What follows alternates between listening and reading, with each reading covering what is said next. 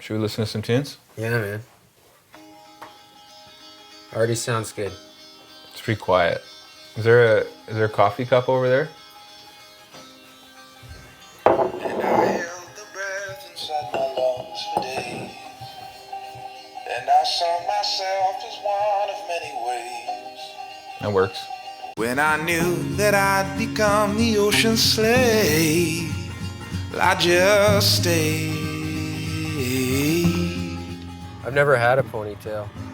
Well, then you've never had ponytail Shane. I've never had long hair. Well, that's because you know what's good for you. The problem is you become obsessed with it.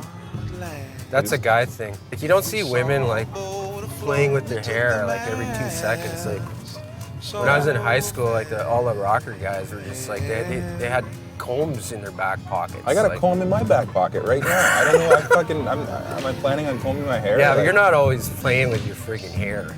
No, but I'm saying, like, it just, you go from not thinking about it at all, you go from just, like, waking up in the morning and walking out of the house and not even looking in the mirror, like, cliche guy, to being like, oh, what about my hair? Does my hair look okay? I better do my hair, you know? Better pull my hair up, comb my hair, wash my hair.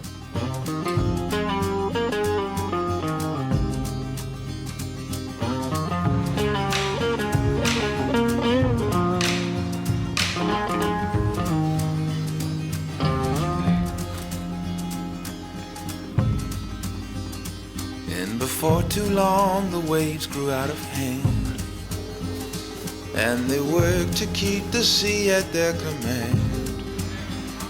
And the only thing they feared, it seemed the sand, the dry land. Where are we at? We're at Aunties and Uncles. Yeah. My restaurant. Yeah. And how long you had this place? 16 years this June. Yeah. Yeah. That's amazing, man. People tell me that it's an institution now, and I kind of laugh to myself, but you know what? When that much time passes, maybe it is an institution. I think I've managed to find like the key things that people are looking for when they come in, and yeah, butter. And I'm willing to just give it to them. I love it. I can't buy like fancy restaurant equipment and hire fancy chefs and stuff like that. You have to like use what you have and be smart with it and turn a negative into a positive. Yeah, well, it seems like it's worked out. Well, yeah. I like it. In fact, I like it more now than I ever have. So let's talk about where we just were. We were at the Ontario Food Terminal. It's where all the food that comes probably for South Ontario comes through there, you know? And, I just think that place is so wild to see when you see food kind of like sort of stacked up like that. It just could be anything. It could be VCRs, it could be like 2x4s. Wow. And it's just like boxes and boxes of zucchinis and eggplants. Endless amounts. I love it. I thought I was gonna hate it, but I love going there.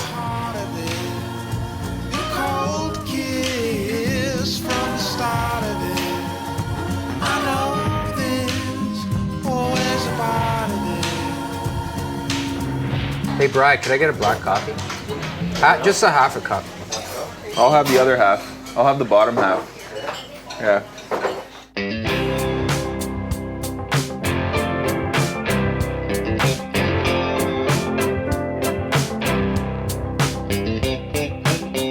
So, as someone who like doesn't play music, was there anything that like surprised you about observing how a recording like that was made or something? Easy. Really? You think so? Totally. You remember the part where you did the guitar solo and you before you did the guitar solo you got in a bathrobe and you're like, Russ, turn on the sauna. I'm like, why?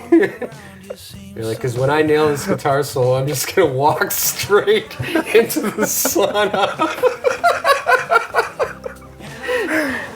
And you did it in like 2 takes, and then you just got up and you walked, and then like just into the sauna. Into the sauna. Hey man, I think that sauna influenced the recording in a big way. I think the whole album has a pretty warm sound, a relaxed sound, you know. Do you find that it's harder to get your point across, like if you're in a happier state of mind than where most people come from when they write their music or books or whatever? I think it is harder, you know? I think it's harder to be honest about if you're happy. Because it can be a little cheesier. When it's too earnest, when it's too open, it kind of scares people off, you know? When it comes to like making music and putting things out there in the world, it's like you're kind of always deciding how much of yourself are you gonna put in there. I guess more than the last record, I just feel like it's some fully realized version of me, you know, which is why the title of the record is Bahamas Is Afie. Like, I feel like just acknowledging my own name in my music is like just an attempt to sort of like embrace all the parts of me that maybe at one point I was pretty uncomfortable with, you know. What tempo do you want? Okay. Is that That's fine? good. It's good. Okay.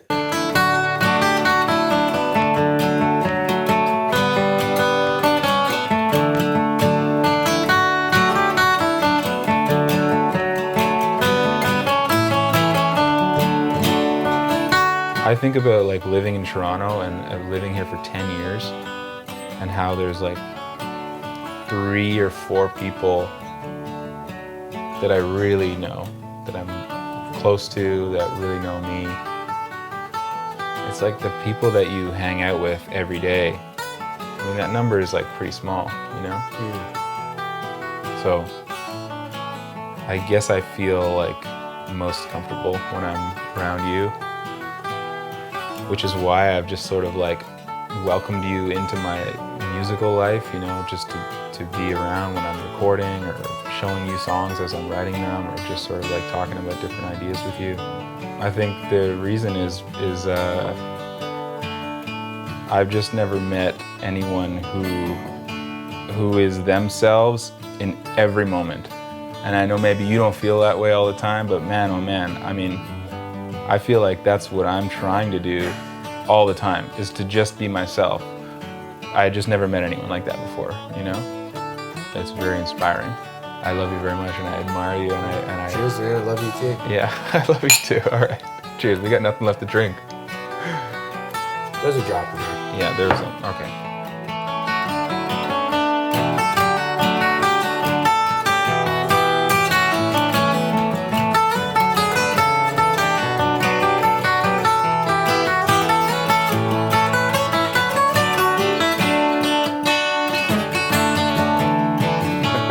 Oh, is that it? I thought we were just gonna. That was twice through. Yeah, that was good. That was good. All right.